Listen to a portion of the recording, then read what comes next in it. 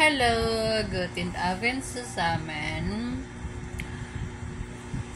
Ich bin wieder hier in meinem Lieblingsplatz. Und heute bin ich wegen des Regens. Ja, den ganzen Tag zu Hause.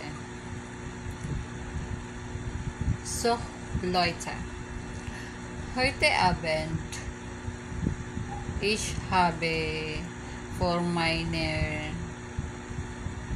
Familien gekocht und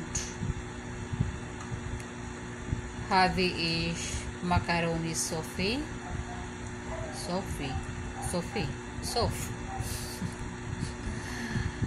Außerdem, ich habe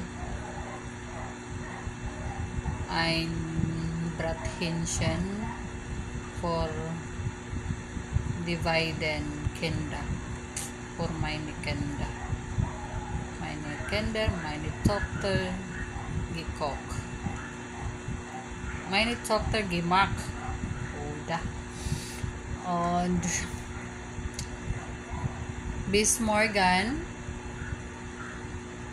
ich meine Geburtstag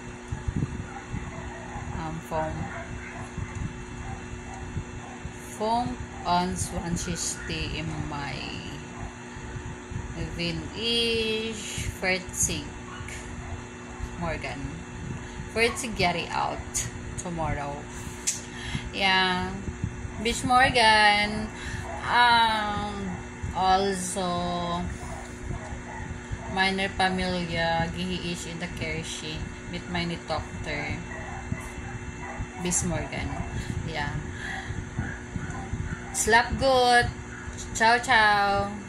And tschüss. Peace. Love, love.